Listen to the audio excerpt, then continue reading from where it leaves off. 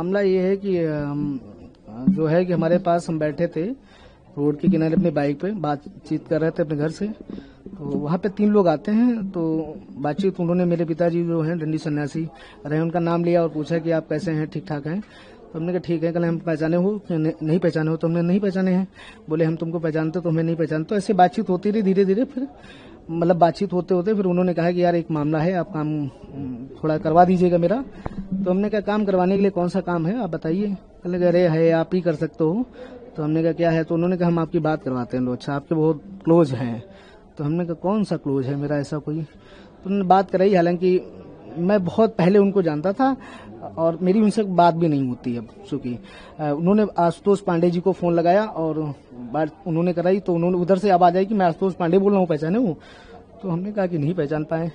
तो फिर उन्होंने कहा आशुतोष पांडे याद करिए। तो हमने कहा अच्छा दादा प्रणाम। तो हमें याद आया कि वही जो है वो संगठन चलाते थे ब्राह्मण सभा वाला करके। तो हमने कहा वही हैं। तो हमने कहा उनको प्रणाम बोले। तो उन्होंने कहा और सब बढ़िया हैं, वो आपके पिताजी के उसमें निधन में नहीं पहुंच पाया, ऐसी चीजें हैं और सब बढ़िया हैं, घर परिवार में सब कुशल है। तो हमने कहा जी। तो उन्होंने कहा यार छोटा सा एक काम है तुमसे।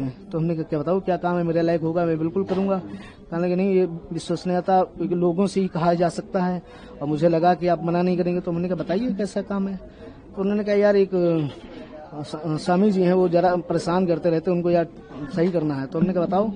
तो कहने लगे वो तुम्हारी बच्चियां हैं और यार उनसे यार एक वो लिखवाना। तुमने कहा मेरी बच्ची बहुत छोटी है, कैसी बात आप करते हो, आप बहुत बड़े, ऐसी भाई साहब आपको शोभा नहीं देता है। तो कहने लगे नहीं अरे यार हम तुमसे कह रहे हैं, हम तुम्हारी सुरक्षा की गारंटी ले रहे हैं, हम तुम्हें हर तरीके से जो है पैसे से टके से सारी चीजें हम आपकी मजबूत करेंगे। हमने कहा मेरे पास भैया, हमारे पास गाड़ी है, घर है, मकान है, सब कुछ है। हमने कहा मुझे इस चीज की आवश्यकता नहीं है, ना मैं ऐसा कर पाऊंगा। हाँ, तो उन्होंने कहा ठीक है, आपके फिर मेरे लिए जो ऑप्शन और भी खुले हैं। हमने कहा ठीक है, आपके पास खुले ऑप्शन, आप देखिए। तो फिर पर आए आप शंकराचार्य से मुलाकात की, उनके रिश्ता से मुलाकात की, क्या कुछ कहा गया उनके द्वारा?